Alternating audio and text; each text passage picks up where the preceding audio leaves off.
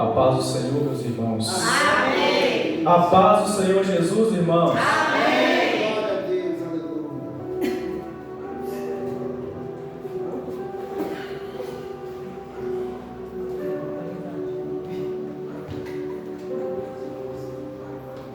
Vamos abrir a nossa Bíblia em Lucas.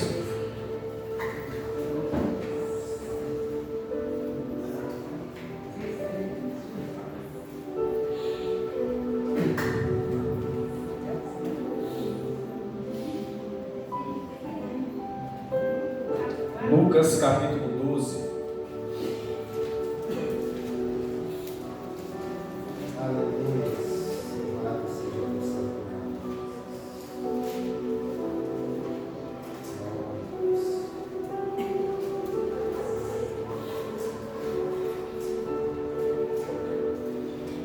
Lucas capítulo 12.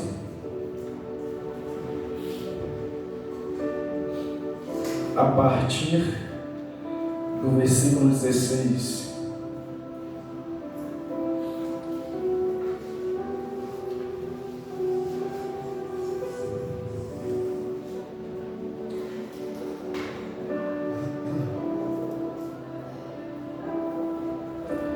Lucas capítulo 12, a partir do verso 16. Quem encontrou, diga amém. Amém. E propôs-lhes uma parábola, dizendo: a herdade de um homem rico tinha produzido com abundância. E arrazoava ele entre si, dizendo: que farei? Não tenho onde recolher os meus frutos.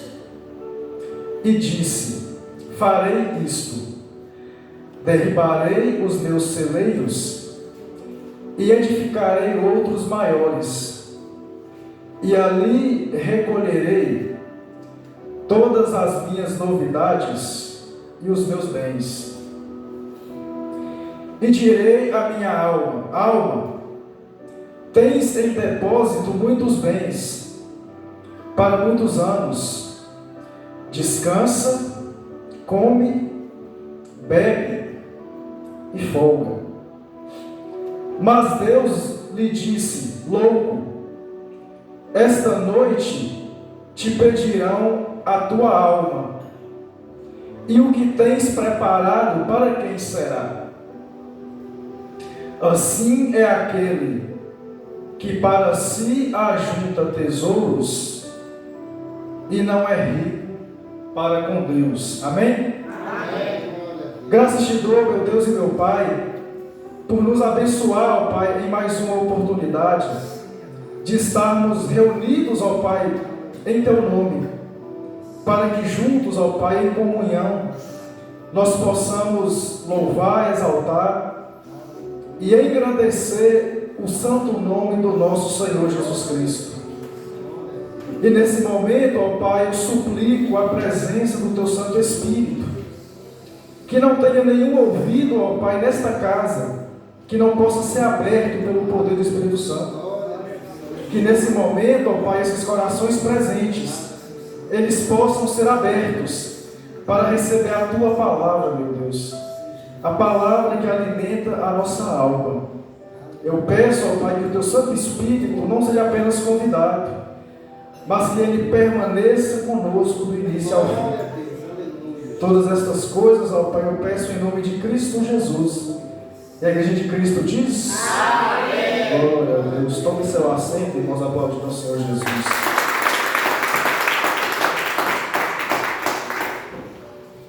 Irmãos, não é novidade para nós que o Mestre Jesus, sempre quando ele ensina uma lição, geralmente ele contava uma história, contava uma parábola. E esta parábola era para ilustrar uma ideia, uma mensagem. E essa é mais uma das mensagens de Cristo através de uma parábola. E o que está acontecendo aqui nessa história? Jesus diz que tinha um homem que tinha uma herdade, ou seja, tinha uma propriedade esse homem. Esse homem tinha uma terra. E esta terra, ela, como diz o texto, ela havia produzido muito. Ao que tudo indica, talvez grãos, trigo, cevada. E essa colheita, ela é sinônimo de muita abundância. Por quê? Porque ele ia recolher aquela colheita e ele ia vender. Ele ia ganhar muito dinheiro naquela colheita. No verso 17, desse mesmo versículo 12, ele diz o seguinte: e arrazoava ele entre si, dizendo: que farei? Eu não tenho onde recolher os meus frutos. Ou seja, este homem ao qual Jesus se refere, ele tinha uma colheita que ele não tinha capacidade de armazenar. Foi com tanta abundância que ele iria fazer aquela colheita, que ele não tinha condições de guardar aquilo que tinha depositado sobre a colheita dele. Então, quando a palavra diz que ele arrazoava, a palavra quer dizer que ele estava pensando consigo mesmo o que é que ele ia fazer. Porque esse é um problema, porque não adianta nada você colher se você não tem condições de armazenar e gerar desperdício. E ele consigo mesmo, ele identificou, irmãos, que ele tinha um problema para resolver. E aí, ele pensando consigo mesmo, vocês vão perceber que no caminhar do texto, no versículo 18, ele tem uma ideia para resolver essa situação. No verso 18 diz o seguinte: e disse: farei isto, eu derribarei os meus celeiros. Ou seja, ele iria derrubar o seu armazenamento. E para quê? Para construir de novo, para edificar outros maiores. E ali eu recolherei todas as minhas novidades e todos os meus bens. Perceba que parece que Jesus está falando de um homem sábio, um homem aparentemente, um homem esperto. Por quê? Porque é um homem que ele identifica o problema e ele vai atrás da solução. Na parte B do versículo fica explícita a sua estratégia. Já que eu vou colher algo que eu não sou capaz de guardar, então eu vou destruir os meus celeiros para construir outros maiores. Então essa é a estratégia. No versículo 19, essa história ela tem uma continuação. Esse mesmo homem, ele diz o seguinte: e eu direi à minha alma: alma, tens em depósito muitos bens, para muitos anos. Descansa, come, bebe e folga. Então, perceba que no decorrer da história, Jesus conta a situação atual financeira daquele homem. Qual que é a situação atual financeira daquele homem? Primeiro, era um homem que tinha muitos bens, mas não é só isso. Esse homem, ele tinha muitos bens para muitos anos. Então, perceba, irmãos, que é uma situação financeira confortável. Uma situação financeira de tanta abundância, que ele tinha tanto, que ele projetava que aquele dinheiro, ele iria durar por anos. Aquela colheita iria trazer para ele um resultado suficiente para sustentá-lo durante anos. E é por isso que ele construiu mais celeiros. Mas nesse momento do versículo 19, é o versículo que ele começa a projetar, a conjecturar o que é que iria acontecer depois. Porque ele começa, perceba, a fazer uma projeção futura. Ele começa a planejar o que é que ele iria fazer depois. Ele pensa no futuro aqui, o que é que eu vou fazer depois?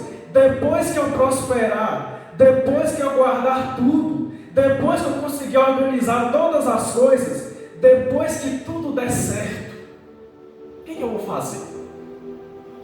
E perceba que o plano dele, ele fala o que ele vai fazer depois disso. Está listado aí. Eu direi para minha alma, olha, você tem depósito de muitos bens para muitos anos, então o que ele estava planejando fazer? Primeiro, descansar. Descansar. Depois, comer, beber e folgar. Então, quando Deus deposita sobre a vida daquele homem uma bênção financeira, ele começa a projetar o que ele iria fazer depois. E vocês viram o plano dele?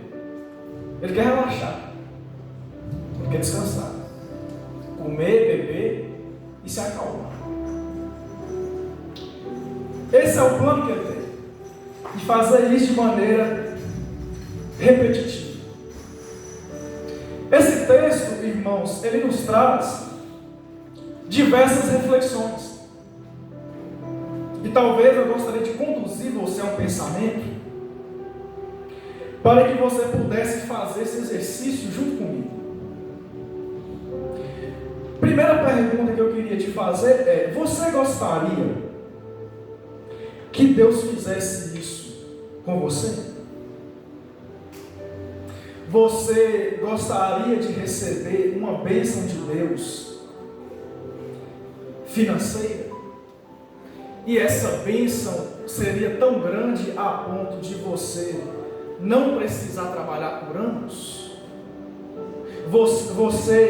Você queria estar na situação desse homem? Você não precisa responder em voz alta. Eu queria apenas que você fosse sincero consigo mesmo. Você gostaria de estar nessa condição? Você gostaria que tamanha bênção financeira ela recaísse sobre a sua vida? Essa é a primeira pergunta. A segunda é: e se de fato isso acontecesse? Se Deus de fato colocasse você nessa condição tão confortável, que tipo de comportamento você teria? Qual seria a sua reação? Qual seria a sua maneira de lidar com uma bênção desse tamanho? Qual é a alternativa mais provável? Será que se Deus depositasse sobre a sua vida tamanho dinheiro que te desse tanto conforto, tanta folga, será que você ia continuar produzindo? Será que você ia continuar se movimentando? Será que você ia continuar trabalhando, operando? Será que você ia continuar se empenhando? Ou será que você iria fazer igual o sujeito aqui do texto, que iria comer, beber, descansar e relaxar e desfrutar?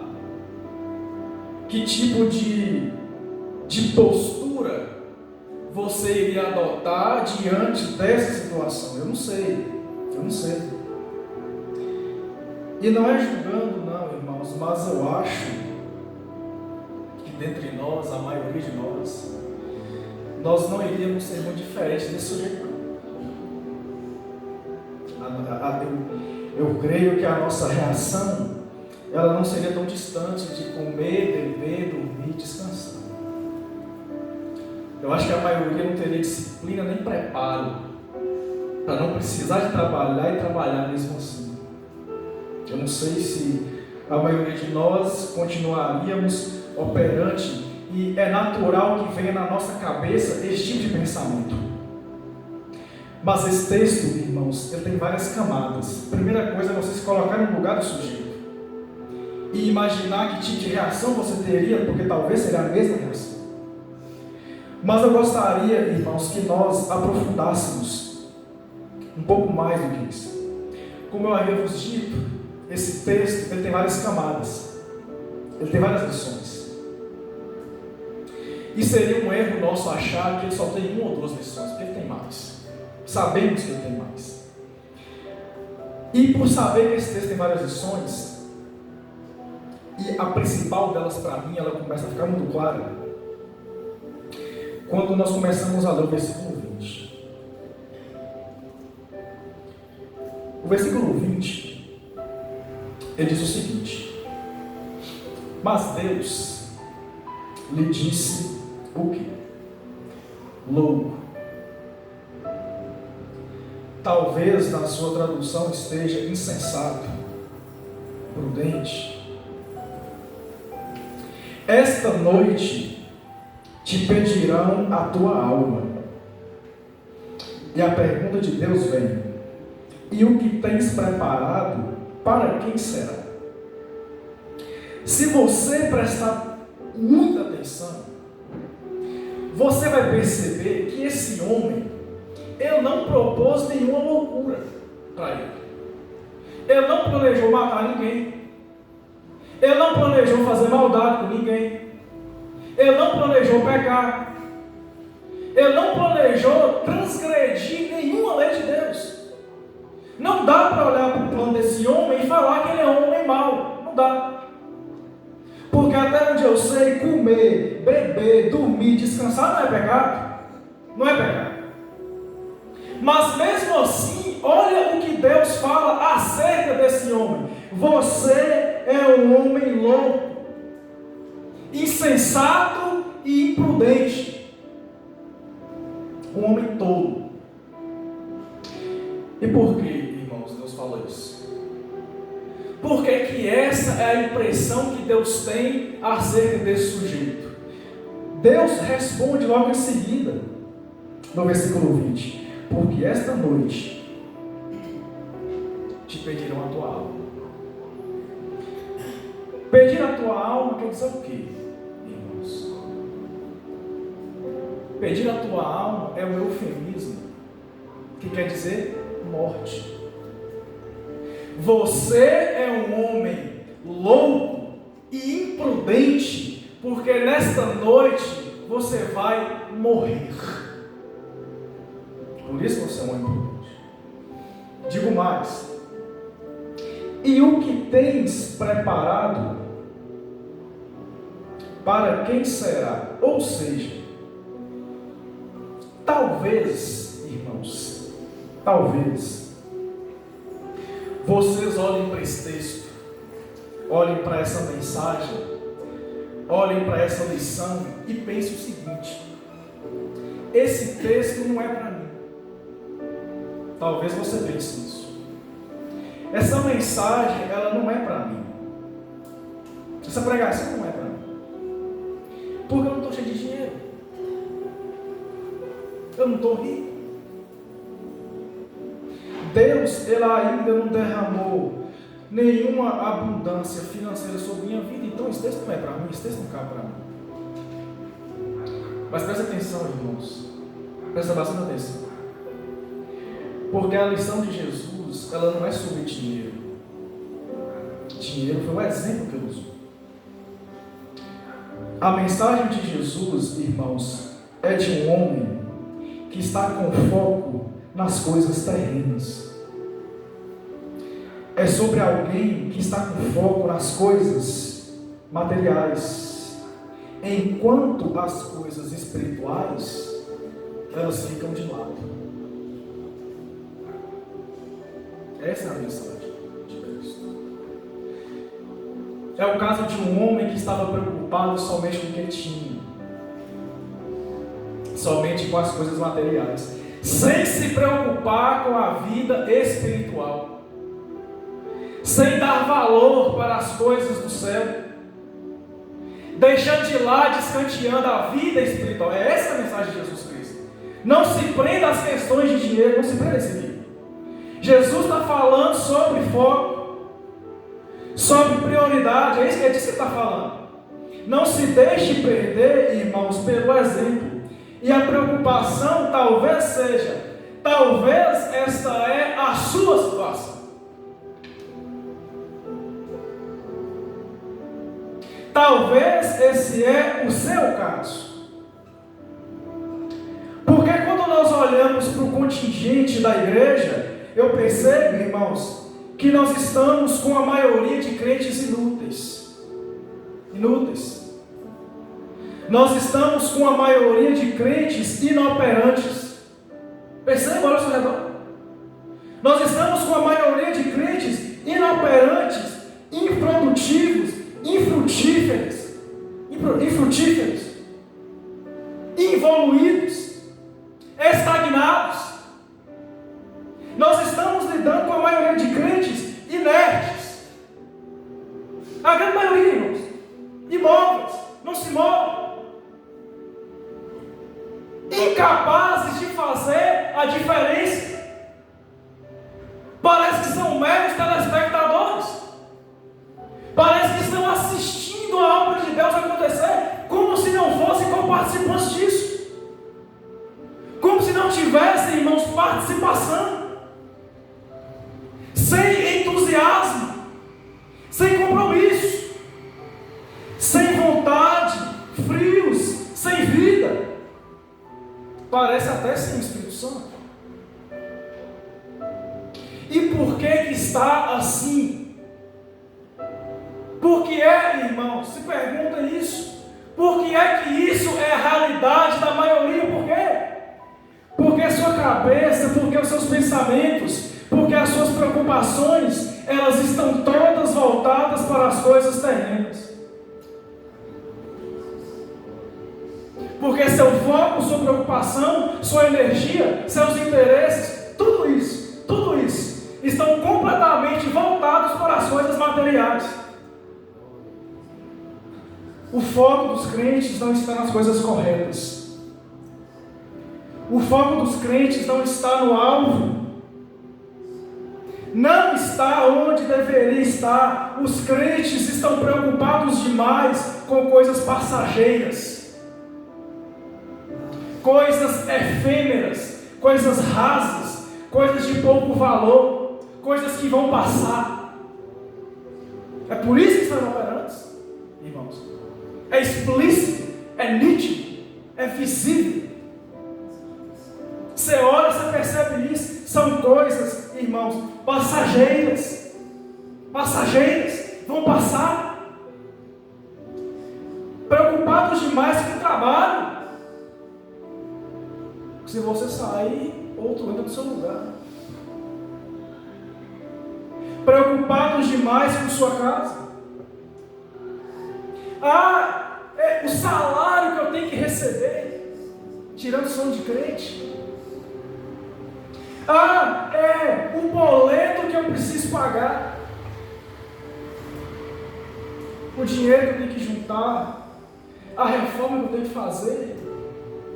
A dívida que eu tenho que pagar, o negócio que eu tenho que comprar. E daí, irmãos? E daí? Se o principal, irmãos, se há prioridades suas, que é o reino dos céus, ela está ficando de lado. Vocês estão deixando as coisas principais do escanteio. Você está talvez ignorando a única coisa que realmente importa, que é a sua alma. A única coisa que te importa é sua alma. E essa, irmãos, você não pode perder. Você não pode perder. Todo o resto que você considera importante, todo o resto, você pode perder. Essas coisas, irmãos, elas vêm e vai. Mas sua alma, essa você não pode perder. E é dessa questão, irmãos, que Jesus ele trata aqui. É dessa questão que ele trata aqui. Versículo 20. Mas Deus lhe disse: você é um homem louco. Por que você é um homem louco? Porque esta noite vai te pedir o quê? A tua alma. Esta noite te pedirão aquilo que você tem que vale mais. Esta noite recolherão o teu bem mais precioso, que é a tua alma. O que adianta esse homem estar com a vida financeira resolvida, se a alma dele estava indo para o inferno? O que adianta esse homem ter os seus celeiros dinheiro, que ele mesmo diz, para anos e anos? Vocês lembram? Ele juntou dinheiro para anos e anos. Vai adiantar o quê? Sua casa, seu salário, seu dinheiro, vai adiantar o quê? Se a sua alma ela está indo para um lugar onde você não quer ir. Na hora que Jesus chamar a sua alma, na hora que ela suspender seu oxigênio, na hora que você tentar respirar e o ar não vier, na hora que os seus órgãos começarem a desfalecer, as suas preocupações mundanas, irmãos, elas vão adiantar o quê? Essas coisas, elas vão ocupar que lugar na sua escala de prioridade? Então, por que você já não se adianta e coloca como prioridade cuidar daquilo que é mais precioso, que é a sua vida espiritual, que é a sua alma, que são as coisas que deveriam ocupar sua imaginação, sua cabeça, sua energia, seu foco, e que ultimamente, irmãos, não é julgando, mas aparentemente vocês estão deixando essas coisas de lado. Essa é a lição de Jesus, irmãos. Você tem as suas preocupações, eu sei. Eu sei que você tem as suas preocupações. Você tem as suas coisas para cuidar. Só tem um problema, irmãos. Não deixe que essas coisas impeçam vocês de cuidarem da sua vida espiritual. Não deixem de progredir nessa área. Não deixem de avançar nesse campo. Não deixem de evoluir, irmãos, nas questões espirituais. Não deixem as coisas de Deus de lado. Não façam isso. Não façam isso. Cuidem da alma de vocês. Eu vou te falar uma coisa, irmãos, que talvez vocês não saibam. Mas se você é rico ou pobre, se você tem muito ou pouco, a coisa mais importante, mais valiosa que você tem, continua sendo sua alma. Não importa quanto você consiga acumular, sua alma continua sendo mais valiosa. Não sou eu que disse isso, irmãos. Não sou eu que estou dizendo isso. Quem disse isso foi Jesus Cristo. Ele disse que uma alma vale mais do que o quê? Vale mais do que o mundo inteiro. Então quer dizer que se você juntar todas as riquezas que tem no mundo, segundo Jesus Cristo, a sua alma, ela vale mais. Ela vale mais. Não sei o que eu estou dizendo isso. E essa, irmãos, é a lição de Jesus. Acredite nisso. Na hora que Deus retirar seu fôlego, na hora que Ele te chamar, isso vai acontecer. Acredite nisso. A única coisa importante é aonde a minha alma está. Essa é a única coisa que vai importar. Dizem que quando você está perto da morte, passa um fio pela sua cabeça. Dizem isso. Eu tenho certeza absoluta que o nome que você vai lembrar é o nome de Jesus Cristo. Eu tenho certeza absoluta disso. Se você é crente, o nome que você vai lembrar é o nome de Cristo Jesus. E a única coisa que você vai importar é para onde é que a minha alma está. Jesus Cristo me perdoa pelos meus pecados. Então, irmãos, se isso é uma regra, começa a viver ela agora. Comece a dar prioridade para a sua vida espiritual agora, porque no final é isso, é o que vai importar. No versículo 21, para encerrar, Jesus ele encerra dizendo o seguinte: assim é aquele que para si ajunta tesouros e não é rico para com Deus. Ele está contando a história de um homem que ajunta tesouros para si, mas que não é rico para com Deus. Eu vou te falar uma coisa que talvez você não saiba, mas existe uma riqueza mundana. Existe uma riqueza material. E existe, irmãos, uma riqueza espiritual também. Existe o homem rico de dinheiro e existe o homem rico para com Deus. O homem que está rico de dinheiro, ele está com o bolso cheio. O homem que está rico de Deus, ele está com o coração cheio da palavra, irmãos. Ele está com o coração cheio da presença de Deus. A prosperidade e a abundância na vida espiritual é uma vida que ela está derramada sobre o altar. O rico espiritual, ele é rico em obediência. Ele é rico em espírito. Ele vive com o espírito. O Espírito de Deus, ela habita com ele. Talvez você não esteja com o bolso cheio de dinheiro, mas você pode ser rico para com Deus. É essa prosperidade que você precisa buscar. Você precisa ser cheio, irmão, do Espírito Santo de Deus. Ao invés de tentar ficar ansiando por um bolso cheio de dinheiro, por que você não experimenta ter uma vida cheia de Espírito Santo? Por que você não experimenta ter uma casa cheia de Espírito Santo? Porque quando você começar, irmãos, a provar estas coisas, vocês saberão que de fato é ser uma pessoa rica. Vocês saberão de fato o que é, irmãos, ser uma pessoa próspera. E quando eu olho para esse texto, quando eu navego por esse texto, eu percebo que a verdadeira riqueza, irmãos, é quando você tem comunhão com Deus.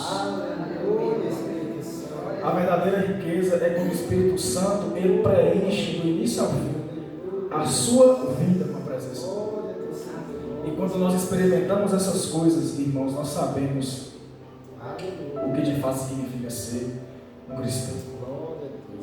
Aquele que recebera esta palavra diz...